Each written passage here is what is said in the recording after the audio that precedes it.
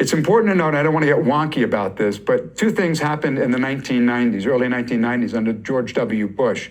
Number one, George W. Bush signed the Prescription Drug User Fee Act. Prior to that, the FDA, like all government agencies, got its money from taxpayer dollars. The Prescription Drug User Fee Act made a union between the pharma companies and FDA. Anytime they had a new drug application, they would pay to have it processed. Some of these things cost millions of dollars, okay? So now they have a financial interest. The FDA, right now, I think about close to 70% of their total budget is from drug companies paying to have their drug applications looked at, processed. The other, even more pivotal thing happened was we went from, the FDA went from using overall survival as its endpoint in approval. Now, overall survival is very simple. It's survival. So if I have a drug, my drug is drug B, and here's drug A.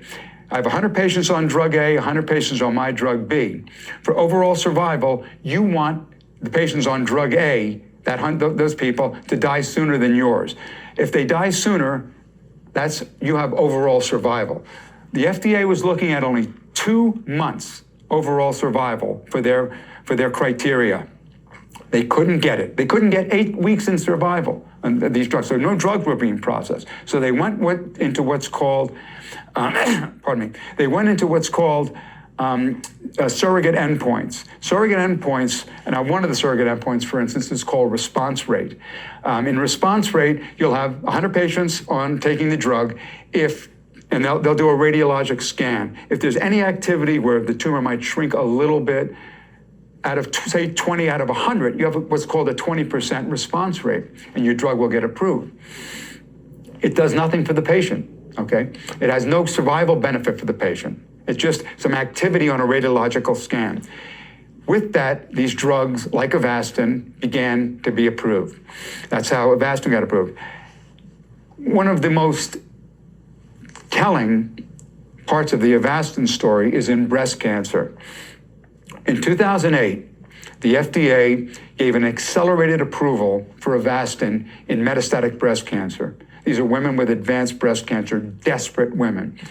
Now, prior to doing this, the FDA consulted, because it's on high-profile cases like this, the FDA consults it's a board of experts, ODAC, okay?